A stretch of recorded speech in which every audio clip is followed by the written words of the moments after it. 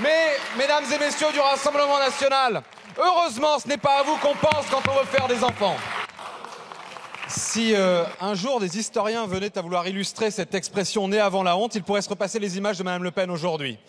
Franchement, Mme Le Pen, Mme Lavalette faisait référence à 1981 en vantant les conquêtes sociales quand on sait que vous-même avez décrit ce tournant politique majeur dans notre histoire démocratique comme quelque chose de dramatique. Vous n'avez vraiment honte de rien.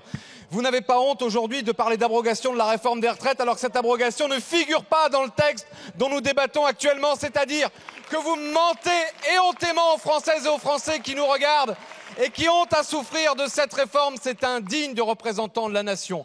Vous n'avez pas honte et vous n'avez pas eu honte quand vous avez fait élire 17 députés ciotistes qui sont pour la retraite à 65 ans.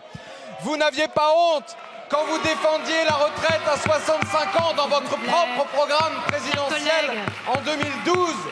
Vous n'aviez pas honte, enfin, quand vous avez refusé de censurer le gouvernement de Michel Barnier, qui n'est en place que pour préserver la réforme des retraites et l'héritage néolibéral de M. Macron.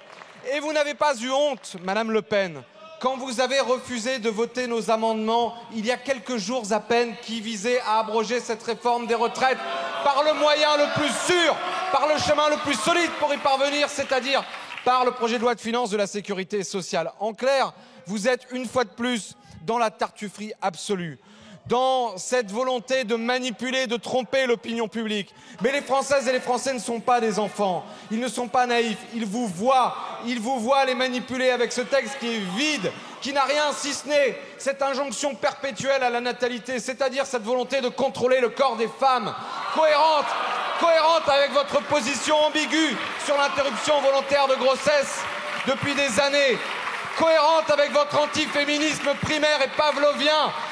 Mais, mesdames et messieurs du Rassemblement national, heureusement, ce n'est pas à vous qu'on pense quand on veut faire des enfants. Merci.